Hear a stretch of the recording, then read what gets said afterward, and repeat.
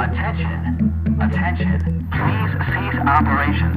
Repeat. Please cease operations. Be advised, the content in this video is intentionally provocative. It's meant to elicit discussion and to provoke debate. While everything you're about to hear is indeed based on historical facts and realities from study, research, and experience, the things I talk about in this video are opinions first and foremost and should be taken with a considerable grain of salt.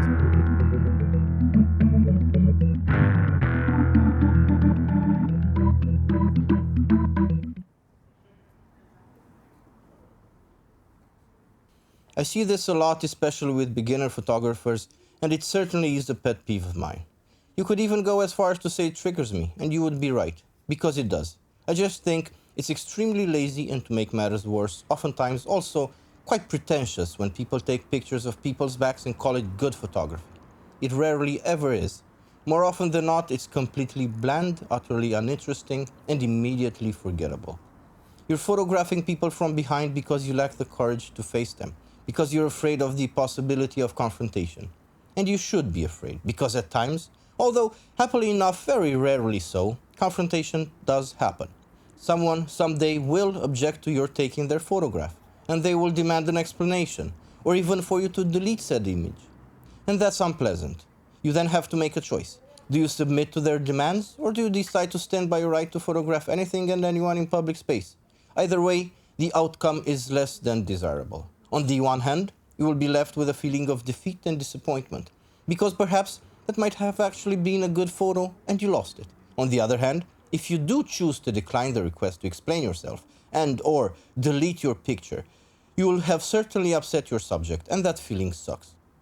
I am of the opinion that there are extremely few pictures that are worth the conflict, and very probably so, this was not one of them. No good decisions ever come out of fear. Learn to deal with and overcome your anxiety of facing and shooting people dead on. Also, don't cower behind the comfortable clutch of a long focal length. Your best choices for street photography are, in my opinion, 28, 35 and 50 mm. You should always choose courage over fear. And remember that courage isn't the lack of fear, but rather choosing to act despite of the fear. Having said that, it's important to distinguish between photographing people from behind due to laziness, anxiety, or a combination of both, and the conscious, educated decision to shoot people from behind because it serves to tell the story. A shot from behind can suggest departure or detachment. It often speaks of a feeling of sadness, perhaps loneliness and isolation. Thus, it can be used to tell a story. It can trigger in the viewer certain feelings and emotions a shot from the front probably would not. A shot from behind can be a lot less confrontational. It's gentler to the viewer. It also tends to be more mysterious. It's less telling, allowing the viewer to use one's own imagination to fill in the blanks, to try to make up the story in one's own mind, and that makes for an engaging and successful picture, at least as far as storytelling goes.